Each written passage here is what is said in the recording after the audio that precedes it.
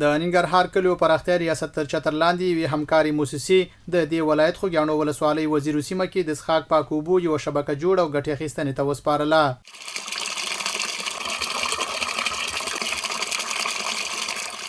د ننګرهار کلیو پراختیا رئیس مولوي قسمت الله مبارز وایي په دغه شبکه 3.9 میلیون افغانۍ لګښت راغلی چې په جوړېدو سره نږدې 300 کورنۍ د څښاک پاک اوبو څخه برخمنې شوې.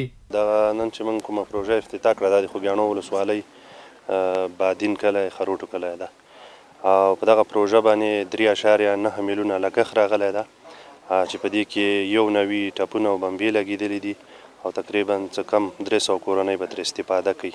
نو مخکې دلته دغه خلکو پاک او صحیح اوبه نه درلودې د لښتیو د اوبو نه به استفاده کوله او دې نه وروسته انشاءالله دغه اوبو زمینه ورته برابره شوه.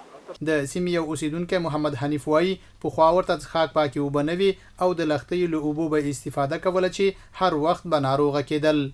مخکې دا وي چې دلته صحیح اوبه نه وي ډېری ناروغان به د اسهالاتو مختلفې ناروغۍ له ستونزو سره مخامخ وو او څومره ناروغۍ چې د پاکو اوبو د نشتون له کبله پیدا کېدلې نن الحمدلله هغې ناروغۍ د ستونزو نه موږ په امن کې شو.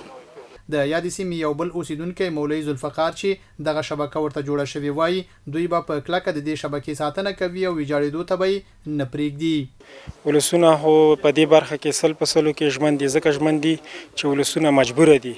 ولس سړک ته مجبور دی، اوبو ته مجبور دی، دا ولس ځورېدلی کړېدلی ولس ته د دې ولس بله لاره نشته ده. همدغه لاره ده چې دولت څه راوړي او دوی حفاظت وکړي. د دغه شبکې جوړونکي شرکت مسؤل انجینر محبوب الهي وایي شبکه یې په ټاکلي معیار جوړه کړې او ډیر وخت به دوام وکړي. کارونه کاملا په د ښه کیفیت لاندې ترسره شوي دي. د انجینرۍ ټول معیارونه په نظر کې نیول شوي دي.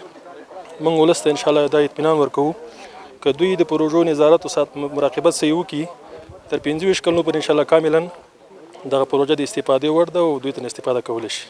د کلیو پراختیا ریاست مسؤلین وایي د ننګرهار په بیلابیلو سیمو کې لسګونه د بیارغونې پروژې روانې دي او په بشپړېدو سره به خلکو ته ګڼې اسانتیاوې برابرې شي.